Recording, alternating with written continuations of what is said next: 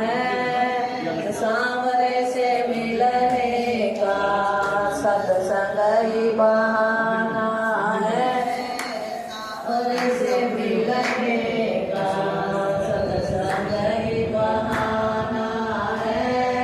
मैं कहाँ ढूंढ तुझे, कहाँ कहाँ पाया तुझे, कहाँ कहाँ ढूंढ तुझे, कहाँ कहाँ पाया तुझे। मथुरा में ढूंढा तुझे, गोकुल में पाया तुझे। मथुरा में ढूंढा तुझे, गोकुल में पाया तुझे। वृंदावन की गलियों में मेरे श्याम का ठिकाना है। वृंदावन की गलियों में मेरे श्याम का ठिकाना है। सांवरे से मिलने का सत्संग ही बहाना है। सांवरे से मिलने का सत्संग ही बहाना है। कहाँ कहाँ ढूंढ तुझे, कहाँ कहाँ पाया मुझे, कहाँ कहाँ ढूंढ तुझे, कहाँ कहाँ पाया तुझे। ग्वालों में ढूंढा तुझे, गोपियों में पाया मुझे। ग्वालों में ढूंढा तुझे, गोपियों में पाया तुझे। भगतों के हृदय में मेरे श्याम का ठिकाना है। भगतों के हृदय में मेरे श्याम का ठिकाना है। सांवरे से मिलने का सत्संग ही बहाना है। सांवरे से मिलने का सत्संग ही बहाना है। किसने जन्म दिया, किसने पाला तुझे, किसने जन्म दिया, किसने पाला तुझे। देवकी ने जन्म दिया, यशोदा ने पाला तुझे। देवकी ने जन्म दिया, यशोदा ने पाया तुझे। काम तेरा भगवान माखन का चुराना है।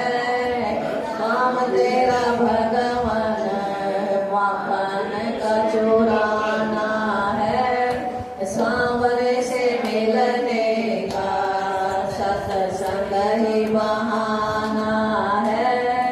सांवरे से मिलने का सत्संग ही बहाना है। सच्चिदानंद गुरुदेव की जय।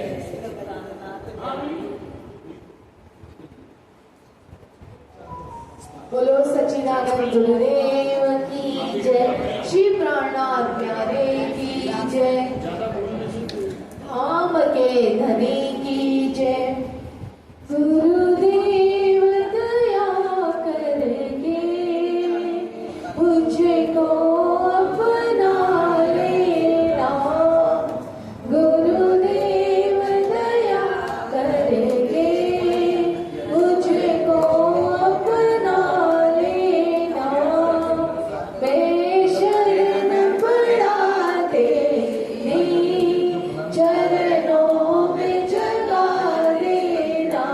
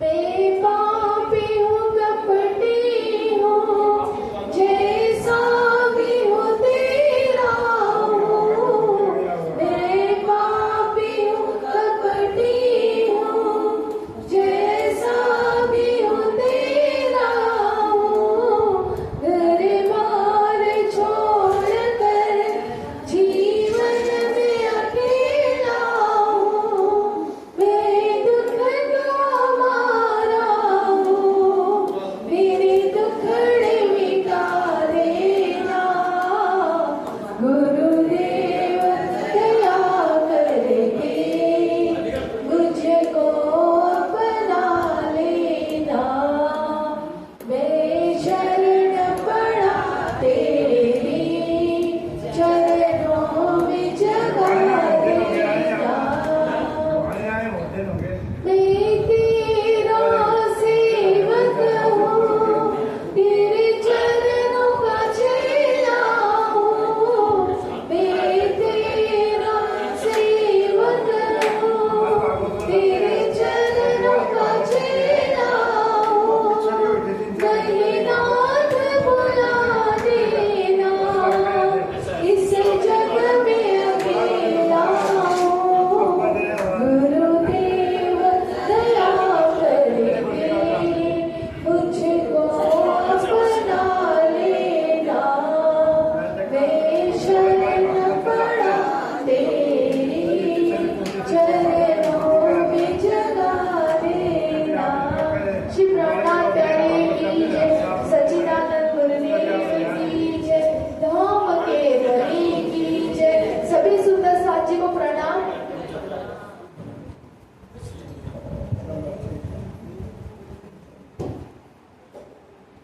श्री कान्नाथ प्यारे की सद्गुरु महाराज की सखी हो गई मैं तो बावरिया सखी हो गई मैं तो बावरिया सखी हो गई मैं तो बावरिया शाम दुलारे आए आंगनिया शाम दुलारे आए आंगनिया सखी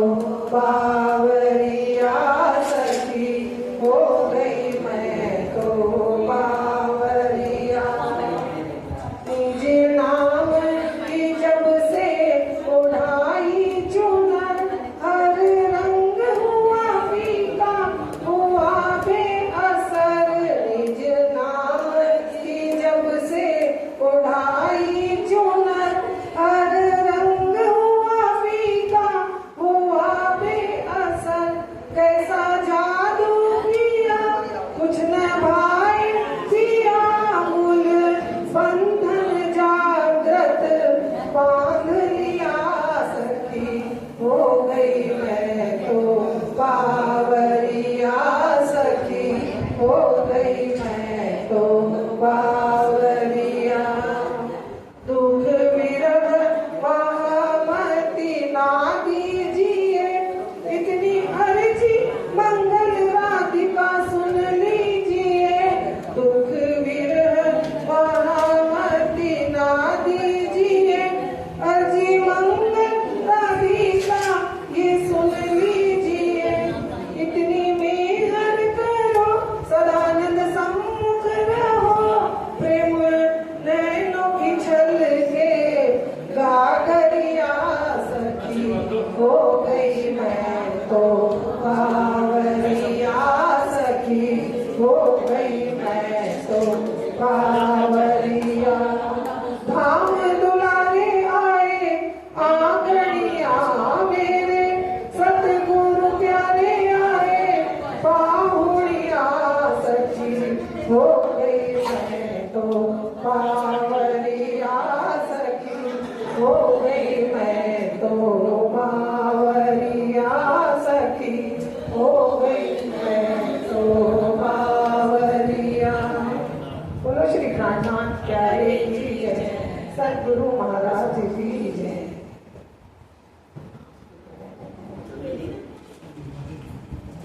श्री प्राणनाथ प्यारे की जय, सच्चिदानंद गुरुदेव की जय। मैं जपू सदा तेरा नाम, राज जी दया करो। मैं जपू सदा तेरा नाम, राज जी दया करो। दया करो राजी कृपा करो, दया करो राजी कृपा करो। मैं जपू सदा तेरा नाम, राज जी दया करो।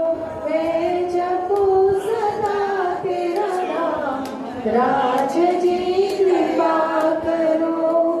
नित उठ ध्यान धरूं मैं तेरा, नित उठ ध्यान धरूं मैं तेरा। ओ मेरे पालनहार, राज जी दया करो। मैं जपू सदा तेरा नाम, राज जी दया करो। दया करो राजी कृपा करो, दया करो राजी कृपा करो। मैं जपू सदा तेरा नाम, राज जी दया करो। राज जी दया करो। द्वार खड़े हैं भक्त तुम्हारे, द्वार खड़े हैं भक्त तुम्हारे। अपनी दया के खोलो द्वारे, अपनी दया के खोलो द्वारे। मेरे पूरन हो सब काम, राज जी दया करो। मैं जपू सदा तेरा नाम, राज जी दया करो। साधु संत की संगति देना, साधु संत की संगति देना। नाम अपने रंगति देना, नाम अपने रंगति देना। मुझे दास बना लो राजी, राज जी दया करो। मैं जपू सदा तेरा नाम, राज जी दया करो। मैं जपू सदा तेरा नाम, सतगुरु दया करो।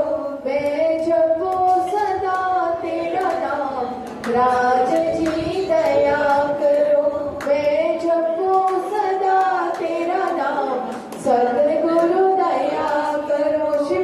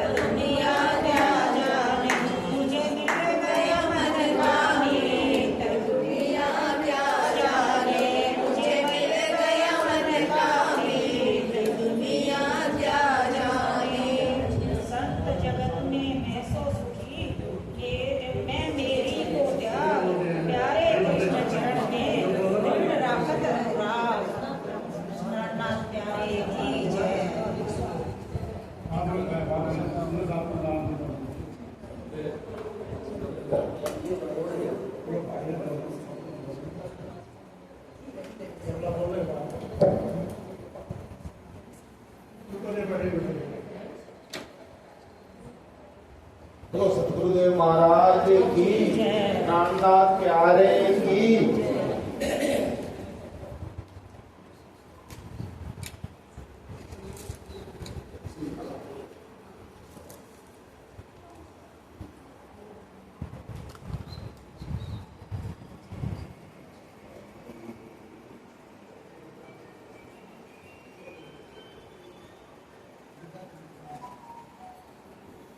बोलो धाम के धनी की। आप बोलो भैया, आप बोलो।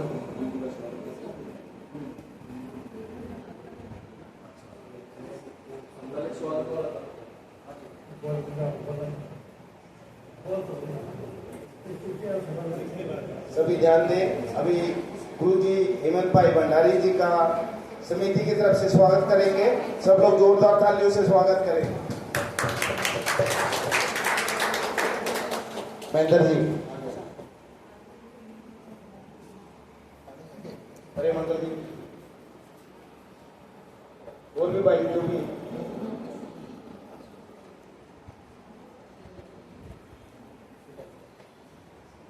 बोलो धाम के धनी की, नाननाथ प्यारे की।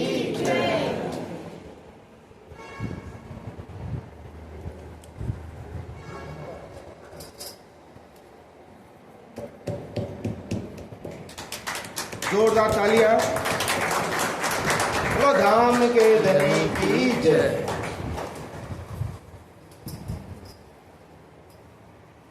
महाराज जी का भी स्वागत करते हुए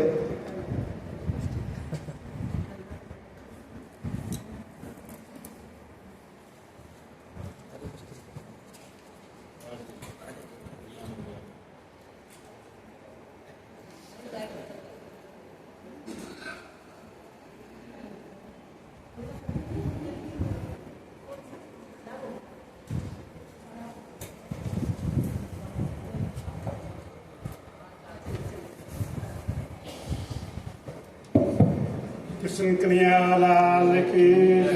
देखिए सुंदर साथ जी, आज हमारे बहुत ही बड़े भाग हैं।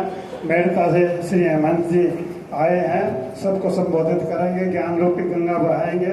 आप सब लोगों को ध्यान से सुनना, बहुत ही वो है, समझता है। कन्हैयालाल की जय, महाराज की।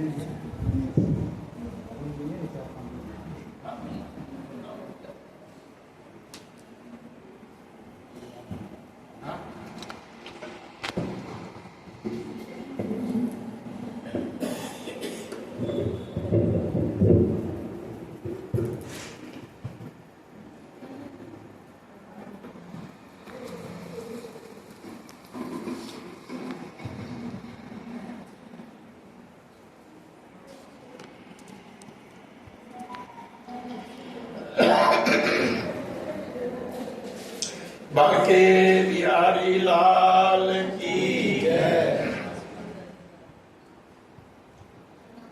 राधे राधे गोविंद गोविंद राधे राधे राधे गोविंद गोविंद राधे राधे राधे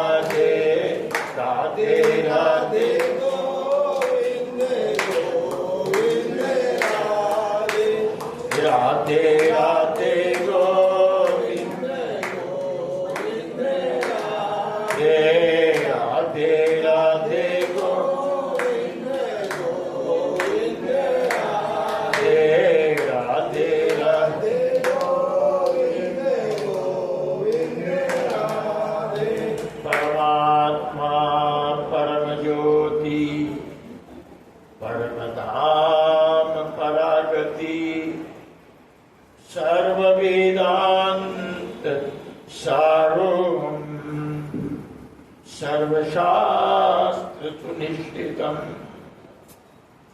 गीतं ते आत्मविद्धुर्य स्वस्तये स्वस्तिरस्तु मे भवतराधसारार्थम् सर्वात्मा आत्मने नमः।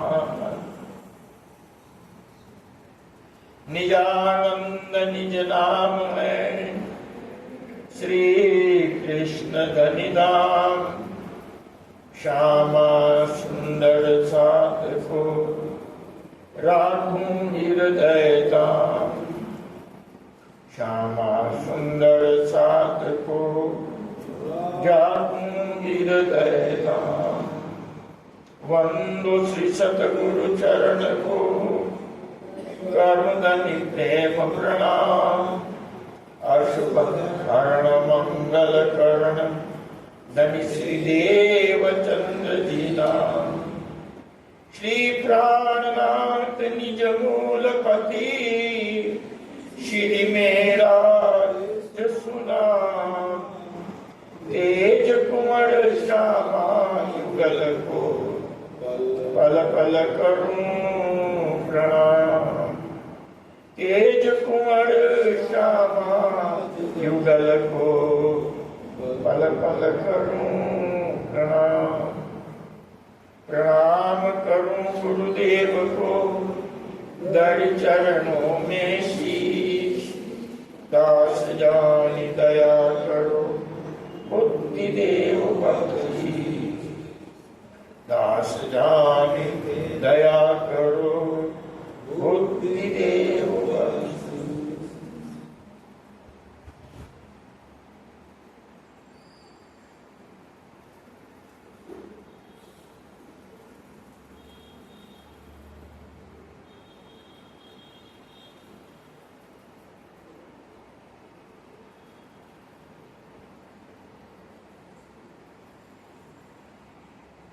बोले कृष्ण कन्हैया लाल की, निजानंद स्वामी की, बोलो श्री प्राणनाथ प्यारे की, महारानी बाईजुराज की, महाराजा छत्रसाल की, सदगुरु महाराज की, कृष्ण प्रणामी धर्म की, सर्व सुंदर साथ की प्रणाम। परमात्मा की अनंत कृपा, जो अपना दर्शन सुंदर साथ के रूप में उनके हृदय में विराजमान होकर हमें यहाँ पर दे रहे हैं। जहां सुंदर साथ है वहीं परमात्मा है, धनी है। वो सदैव अपनी सखियों के हृदय में विराजमान होते हैं और वो सखियां सत्संग में दर्शन देती हैं। ऐसे यहाँ विराजमान परमात्मा के अभिन्न अंश आत्म समुदाय,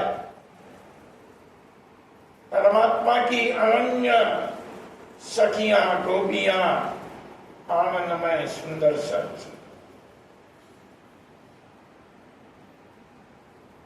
बड़ा ही हर्ष का विषय है कि ये सत्संग जो अति दुर्लभ है हमें प्राप्त हो रहा है। वर्ष में कम से कम एक बार आने का मन में संकल्प लिया कि जाकर के देखिए, बुलाने से तो सब आते हैं, मगर गुरुजी का एक ऐसा आशीर्वाद है उन्होंने एक कर्तव्य हमें दिया है कि जहां सुंदर साथ है, कम से कम एक वर्ष में एक बार अवश्य वहां पर जाओ। पिछले वर्ष हम नहीं आ पाए थे, आते आते रास्ते से लौटना भी पड़ा था, कुछ ऐसा कारण बन गया, मगर सब सदगुरु की कृपा। हमारे श्री विशेष मैं यही कहूंगा कि श्रावणमल जी से मैं अधिकतर फोन पर वार्तालाप करते रहता हूं, या कोई भी कार्यक्रम होता है उन्हीं से संपर्क करके डेट आदि लेता हूं, और बड़े भाव से कभी उन्होंने ऐसा नहीं कि नहीं अभी तो समय नहीं है, कभी नहीं कहा, और कहा अवश्य क्या पधारिए। उनका अपना ये बड़ा सुंदर भाव, ये सब आयोजन मैं समझता हूं उनके बड़ा इसमें परिश्रम रहता है। साथ में सभी लोग जुड़े हुए हैं। आज मेरे साथ में भी मेरे 55 वर्षीय पुराने, जब मैं उनके घर में हैदराबाद में रहता था, वो केवल 9 वर्ष के थे। आज 55 वर्ष के बाद में भी वो उतना ही स्नेह देते हैं जैसे वो 9 वर्ष के थे। श्री राजेंद्र जी अग्रवाल, परमात्मा की कृपा है, अच्छे कारोबारी हैं, लेकिन बड़ा स्नेह रखते हैं। हैदराबाद आने के बाद में बोलते हैं सारी जिम्मेदारी मेरी है, आप आइए, बस आते हैं। राज जी की बड़ी कृपा है, इस बहाने कुछ सुनने सुनाने को मिल जाता है, सबसे बड़ी बात। आप सबका दर्शन मिल जाता है, आत्मा तृप्त हो जाती है। आजकल शास्त्री अनिरुद्ध भंडारी सुपुत्र है, साथ में चलता है।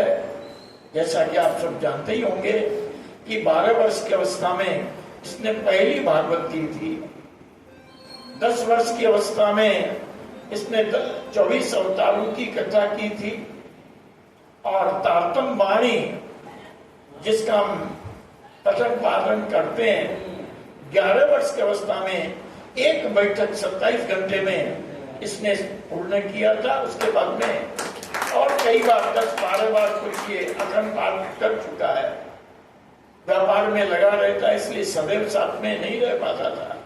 अब आजकल अवस्था को देखकर मेरे साथ में ही चलता है और कुछ सुना भी देता है। तो सुंदर साथी, ये सब दर्शन प्रसन्न सबराज जी की कृपा से चाहिए, कुछ सुने और कुछ सुनाए। निकले हैं जागनी यात्रा पर। हमारा ये 4था या 5वां पड़ाव है। देखिए, इस गद्दी पर बड़े से बड़े आचार्य, महात्मा, संत, गुरुजन, विद्वान आकर के बैठते हैं, सुनाते हैं, और आप लोगों ने बहुत कुछ सबसे सुना है। मैं तो बहुत छोटा सा इस प्रणामी धर्म का एक सिपाही। प्रेम है आपका और सुंदर साहब का दर्शन, ये भाव सदैव रहता है। यहां चले आते हैं। सुंदर साहब जी, महामती प्राणनाथ जी महाराज ने हमें क्या दिया जो उसके पहले नहीं था, इसी बारे में हम कुछ चर्चा करें। कितने अवतार हुए, कितने मनीषी हुए, कितने ज्ञानी हुए। अब जानना ये कि प्राणनाथ जी ने विशेष क्या दिया, क्या कहा है दुनिया को, उन्होंने क्या दिया है उन्होंने दुनिया को, क्या विशेष दिया है दुनिया को जिसे हम सुन करके सुना सके। भक्ति तो अनादिकाल से चली आ रही है, कोई नई बात नहीं है। जब से सृष्टि बनी तभी से भक्ति भी है, ज्ञान भी है, खोज भी है। आप सब भली भांति जानते हैं, इतनी भागवत सुनते भी हैं। भागवत के रचयिता वेद व्यास जी ने कितनी खोज की आप सोचिए। 1 करोड़ से भी अधिक श्लोकों की रचना कर चुके थे। ध्यान देना बड़ी गहराई से। 1 करोड़ श्लोक किसको बोलते हैं? हम एक पद लिख देते हैं, बना देते हैं तो हमें बड़ी प्रसन्नता होती है, हमने कुछ बनाया, कुछ लिखा। 1 करोड़ श्लोकों की रचना करने के बाद में भी वेद व्यास जी को संतुष्टि नहीं मिली। अब सोचिए, उन्होंने 1 करोड़ श्लोकों में क्या नहीं लिखा होगा इस सृष्टि के बारे में। वो शोध करते जा रहे थे, खोज करते जा रहे थे, बोलते जा रहे थे, गणेश जी लिखते जा रहे थे, लेकिन उन्हें कभी संतुष्टि मिली ही नहीं। 1 वेद से 4 वेद बनाए। पहले केवल एक ही वेद था, वो एक वेद था ओम, एकमात्र वेद था ओम। मैं विशेष लंबी व्याख्या में नहीं जाऊंगा, नहीं तो केवल ओम पर बोलने के लिए शायद 7 दिन चाहिए। एक वेद ओम से 4 वेदों को पृथक्करण किया, फिर भी संतोष नहीं हुआ। 4 वेदों के पश्चात 6 शास्त्र वेदांत की रचना की। 108 से भी ज्यादा उपनिषदों को रचना हो चुकी, फिर भी उन्हें संतोष नहीं हुआ। आप सोचिए क्यों नहीं हो रहा संतोष? इतने पुराणों की रचना, शिव जी की महिमा, भगवान विष्णु की महिमा, ब्रह्मा की महिमा, देवी देवताओं की, सबके पीछे अनेकों श्लोकों की रचना हो गई, मगर वेद व्यास को संतोष नहीं हो रहा। क्यों? क्योंकि वो जो चाहते थे वो उनके हृदय से निकल ही नहीं पा रहा था। मैं क्या कहूं, संतोष कब होता है? एक भूखे को भोजन मिल जाए उसे संतोष हो जाता है। यहाँ तो अध्यात्म की मुक्ति, उस आत्म दर्शन की मुक्ति, आत्म साक्षात्कार की मुक्ति, उस व्यक्ति, उस पुरुष की मुक्ति जिसका दर्शन वो चाहते थे वो नहीं हो रहा था। करते करते 17 पुराणों की रचना हो गई, संतोष नहीं हुआ। भली भांति जानना, थोड़े में बहुत जानने का प्रयास करना। जो लोग फलाने फलाने पुराण सुनते बोलते हैं, अरे सोचो जिन वेद व्यास ने रचना की उनको ही उनसे संतोष नहीं हुआ। अंत में संतोष कब होता है? देखिए, बिना सद्गुरु कृपा संतोष नहीं हो सकता। तो लेकिन उनकी भी बड़ी कृपा होती है। आप आगे बढ़ना चाहिए, वो बढ़ रहे थे, कब से बढ़ रहे थे? अनादिकाल से। व्यास केवल एक ही नहीं है, हर कल्प में, हर मनवंतर में, हर युग में हुए जिन्होंने ज्ञान का विस्तार किया उसे व्यास कहते हैं। करते करते अंत में जब महाभारत की रचना की 1 लाख श्लोकों में, अब उनके ऊपर कुछ कृपा होनी थी। तब नारद जी चले आए, कोई न कोई किसी रूप में तो आएगा कृपा करने के लिए। नारद जी तो आए, आकर के धन्यवाद ज्ञापन किया, धन्यो धन्यो व्यास, आपने बहुत बड़े महाकाव्य की रचना की है। व्यास जी कहते हैं वो तो बड़े उदास, क्यों इतने उदास हो? बोले मुझे कोई संतोष इतनी रचना, जिनमें कितनों की उपासना, कितनों की पूजा है। आप समझ लो, जो आप दुनिया में देख रहे हो वो सब रचना हो चुकी थी, सारी उपासना आ चुकी थी, सारी पूजाएं आ चुकी थी। किसकी पूजा उपासना उन्होंने सब क्या आ चुकी थी, मगर उन्हें कहीं संतोष नहीं हुआ। तब ये उन्होंने निवेदन किया गुरु नारद जी के चरणों में, मुझे कोई संतुष्टि नहीं है, आत्म संतुष्टि नहीं है। तब नारद जी ने उन्हें उपदेश किया, हे नारद, जब तक उस पूर्ण ब्रह्म परमात्मा अक्षरातीत श्री कृष्ण की माधुर्य लीलाओं का गायन नहीं हो जाए, तब तक तुम्हें कभी संतोष नहीं मिलेगा। श्री कृष्ण की माधुर्य लीलाओं को स्मरण करने और सुनने सुनाने से ही संतुष्टि मिलेगी। इसके अतिरिक्त सब, आपको मैं क्या शब्द कहूं, कभी भागवत में पढ़िए, नहीं तो सुनकर के हैरानी होगी कि उसके अतिरिक्त सब कुछ कौओं को उच्चिष्ट फेंकने के स्थान के समान है। इससे बड़ी गाली क्या होगी? हैरानी की बात। हम क्या करते हैं, किनकी उपासनाएं करते हैं, सब एक पल में नारद जी ने उसको क्या कर दिया। तब उनके आशीर्वाद से, उनके कहने से वेद व्यास ने श्री कृष्ण जी का स्मरण किया, तप किया, ध्यान किया, चिंतन किया। अब मैं आता हूं लक्ष्य पर, और उन्हीं वेद व्यास ने उसका एक संक्षिप्त रूप दिया महाभारत के अंतर्गत, जो श्री कृष्ण ने उपदेश किया। दोनों रचनाएं व्यास जी की है। गीता का उपदेश श्री कृष्ण का है, लेकिन रचना वेद व्यास की है। महाभारत में गीता आई है, तो वेदांत का अंतिम ग्रंथ गीता है, श्रीमद् भगवत गीता, वेदांत का अंतिम ग्रंथ बता रहा हूं।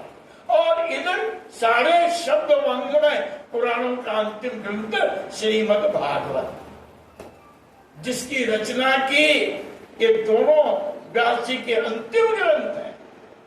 और केवल भागवत में तो आप पढ़ेंगे ना, बाकी 17 पुराण पढ़ लो, वही सब कहानियां हैं।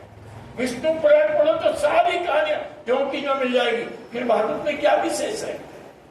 तो भागवत में जो विशेष है, भागवत के 12 स्कंदों में विशेष 10वां स्कंद, 10वें स्कंद में 90 अध्याय, उनमें 35 अध्याय मुख्य और 35 में 5 अध्याय रास पंचाध्याय कहलाता है। और उस रास पंचाध्याय का सार श्री कृष्ण है, अक्षरातीत श्री कृष्ण। इस नाम को थोड़ा सा पहचान लीजिए। गीता जी को आप श्रवण कीजिए या कभी पढ़िए, बहुत सहज सरल शब्दों में पूर्ण ब्रह्म परमात्मा अक्षरातीत पुरुषोत्तम, वो केवल एक ही है।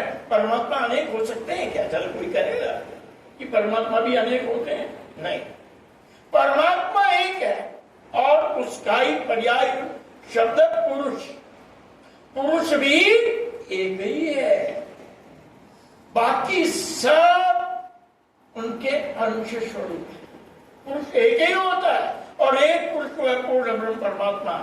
यस्मात् अक्षरमती तो मक्षरादपि चोत्तम है। लेकिन आप जब गीता पढ़ोगे तो शायद संशय में पड़ जाओगे। 15वें अध्याय में उस पुरुष की बात की गई है, लेकिन वहां 3 पुरुष की बात की गई है। अब कहोगे अब एक कैसे कह रहे हो? द्वाविमो पुरुषो लोके क्षरश्चाक्षरेव च क्षर सर्वाणि भूतानि कूटस्थक्षर उच्यते उत्तम पुरुषोत्तमन्य। परमात्मा जुदायित है। परमात्मा के केवल एक उत्तम पुरुष है और यहाँ 3 पुरुष की बात कह रही है। क्षर और अक्षर 2 पुरुष खुद कह रहे हैं, द्वाविमो पुरुष है। अब एक कैसे हुए? सुंदर साथ जी इसके पीछे तारतम हो तो ही आप इसका स्पष्टीकरण कर सकते हो, नहीं तो केवल पढ़िए और हाँ में हाँ मिलाइए।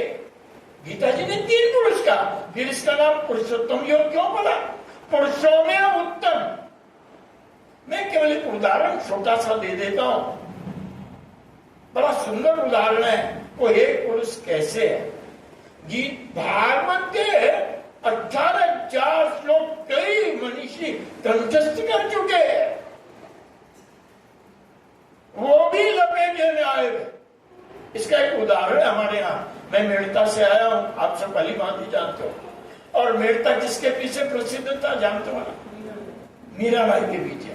शायद कभी ये सुनाया हो मैं, मीराबाई कृष्ण उपासक थी,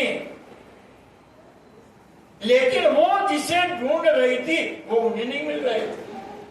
पूरे जीवन भर मीराबाई ढूंढती रही कि मुझे वो मिले जो उनके हृदय में जिसकी चाहना है। मीराबाई वृंदावन पहुंची।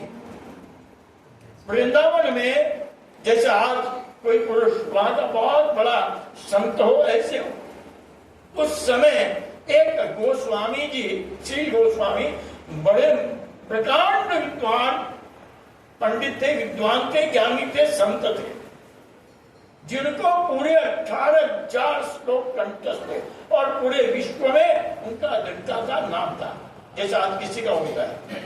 मीराबाई उनके दर्शन करने के लिए गई। जब दर्शन करने गई, उन्होंने संदेश भेजा उनके पास, मैं आपका दर्शन करने आ रही हूं, गोस्वामी जी को। तो गोस्वामी जी का एक नियम था, वो किसी स्त्री का मुख नहीं देखते थे। मजे की बात। तो उन्होंने मना कर दिया, नहीं मीराबाई को बोल दो वो नहीं आएगी, मैं किसी स्त्री के सामने नहीं बैठता, ना मैं बात करता हूं। मीराबाई उनको तो जाना ही है। उन्होंने हट किया और महाराज को वापस जवाब दिया, मैं तो आ रही हूं, मुझे दर्शन करना ही है। जिसको दर्शन की लालसा हो ना वो रुकता नहीं है, ये ध्यान देना। अंदर से होनी चाहिए एक निष्ठा कि मुझे करना ही है। हट करो तो अच्छे के लिए करो। तो मीराबाई बताऊंगी। तो चलो ने कहा क्या किया जाए? तो कहा एक काम करो, ये हटी है, नहीं मान रही, बात ही नहीं मान रही, मना करने पर भी बोलती आऊंगी, अनादर हो रहा फिर भी आऊंगी। तो कहा एक काम करना, मीराबाई आए तो एक पर्दा बीच में कर देना, एक तरफ मैं बैठूंगा और पर्दे के उस तरफ मीराबाई रहेगी। आ गई मीराबाई, पर्दा लगा हुआ था। तो जानते हो मीराबाई ने क्या प्रश्न किया? मीराबाई ने पूछा, पंडित जी मैं एक प्रश्न आपसे करना चाहती हूँ, पुरुष कितने हैं? पुरुष कितने हैं? ज्ञानी ज्ञानी की बात को समझ सकता है। तुरंत बोली, जिसको 18,000 लोग और मनीषी महान ज्ञानी विद्वान संत बोले, पुरुष तो केवल एक ही है, वो अक्षरातीत पूर्ण ब्रह्म परमात्मा पुरुषोत्तम श्री कृष्ण है, एक ही पुरुष है। तो मीराबाई ने कहा, ये दूसरे पुरुष तुम कहां से चले आए? क्यों? यही मान करके तो आपने पर्दा किया ना कि मैं पुरुष हूं। इतना एक ज्ञानी होता ना, उसको इशारा बहुत होता, इतना कहते उन्होंने उस पर्दे को हटाया, तुरंत हटाया, इसको हटाओ और साष्टांग दंडवत प्रणाम किया। किसके चरणों में? मीराबाई के चरणों में दंडवत प्रणाम किया। मीराबाई, मैंने इतनी तपस्या की, इतनी भक्ति की, इतना कंठस्थ किया, पूरी भागवत गीता अनेक पुराण कंठस्थ हैं, लेकिन मेरे को आज तक ज्ञान नहीं हुआ, वो ज्ञान मुझे आज हुआ। सुंदर साथ जी, भगवत भक्तों, वो एक पुरुष पुरुषोत्तम कौन है? आज भी हम भटके हुए हैं। सुंदर साहब तो नहीं भटके हुए, मैं समझता हूं, लेकिन दुनिया फिर भी भटकी हुई है और इतना भटक रही है। अखंड मोक्ष नहीं मिल सकता जब तो कोई पूर्ण ब्रह्म परमात्मा पुरुषोत्तम अक्षरातीत ना मिल जाए। वो भटकते रहेंगे, कई जन्म लेने पड़ेंगे। क्यों? एक जन्म में कितना सुख है मुझे पूछता हूं।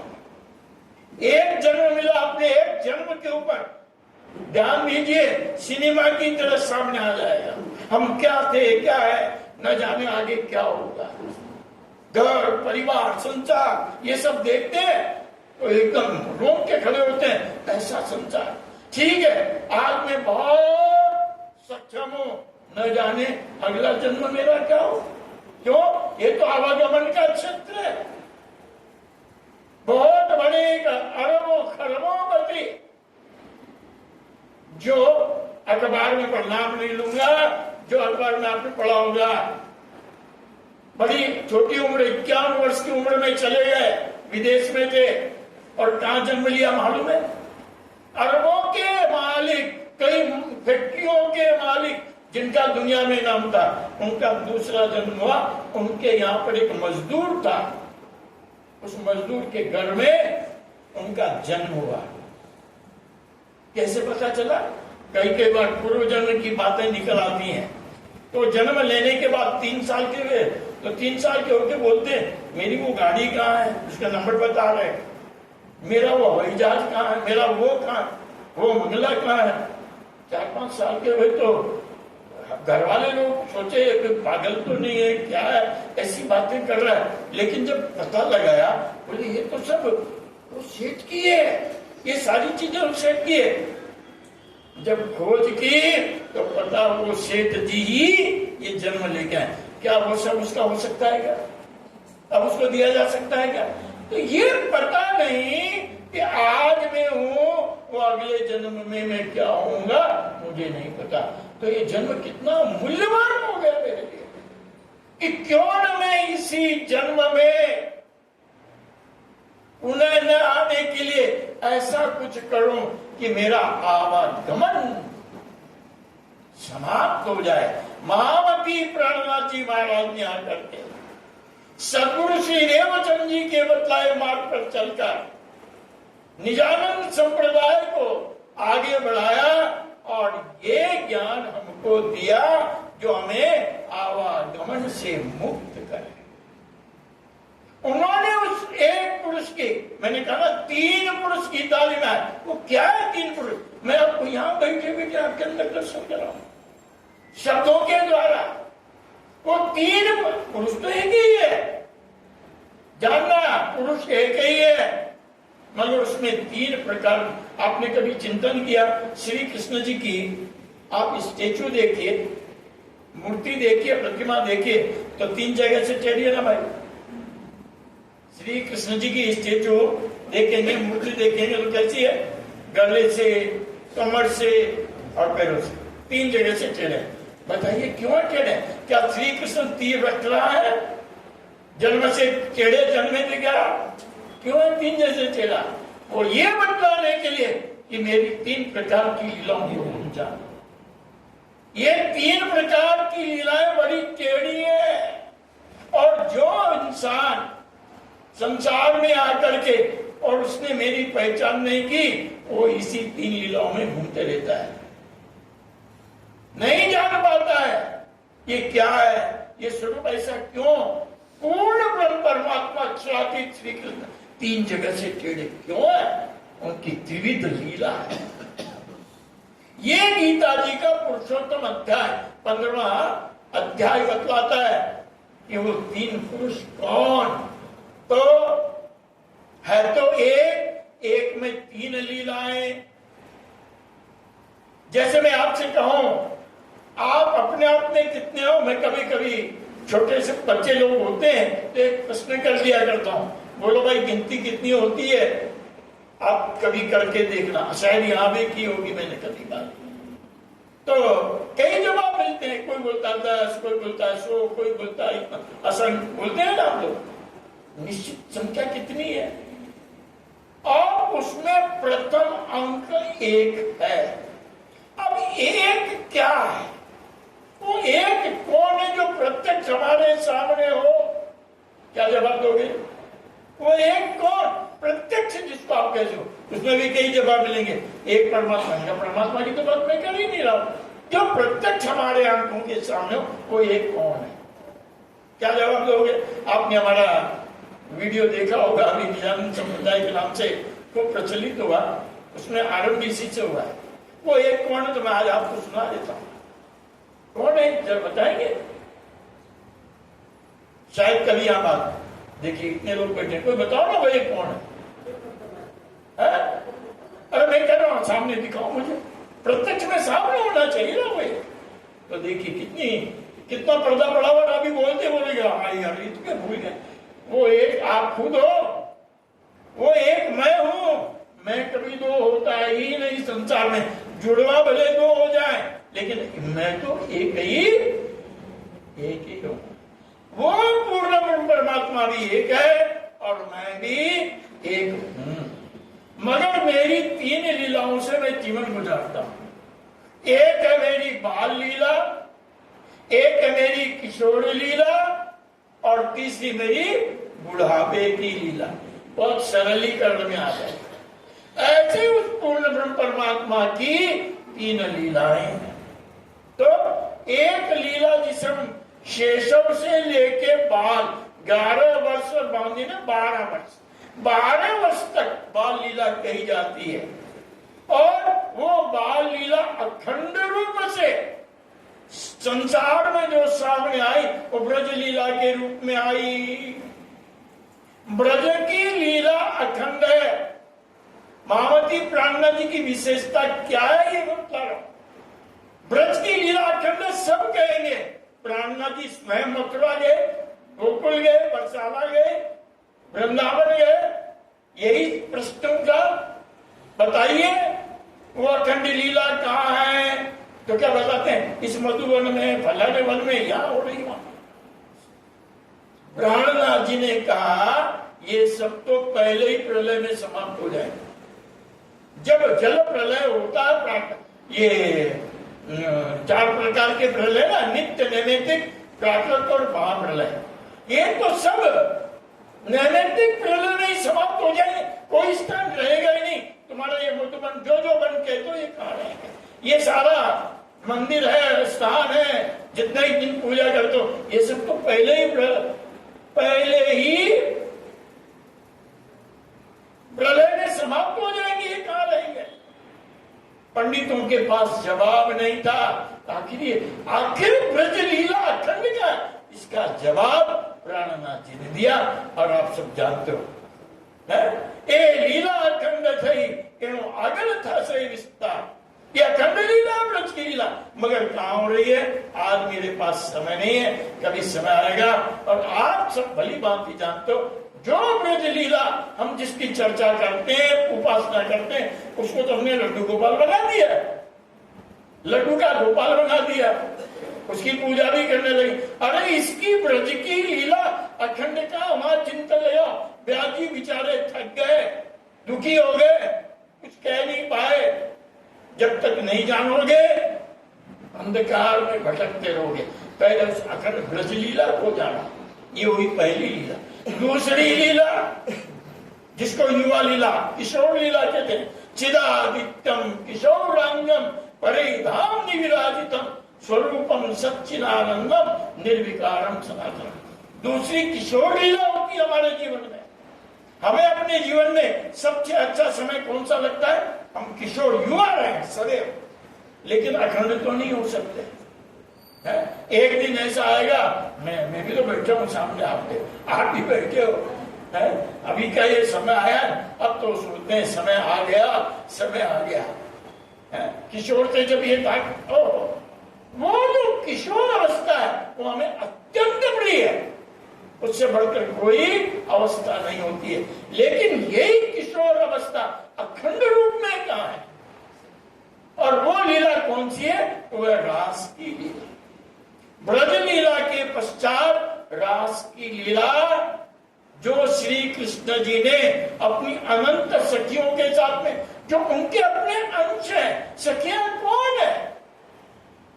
उनका अंश है, उनकी आत्माएं हैं। गोपियां तो, गोपी का अर्थ होता है आत्मा, जो गुप्त है, दिखाई नहीं देती। शरीर दिखाई देता है लेकिन आत्मा दिखाई नहीं देती, वो गुप्त है, वो गोपी है। और ये किसका अंश है? कहते हैं ममैव अंशो जीव लोके जीव भूत। ये मेरा अंश है, मेरा अंश है। कौन कह रहे? वो श्री कृष्ण कह रहे।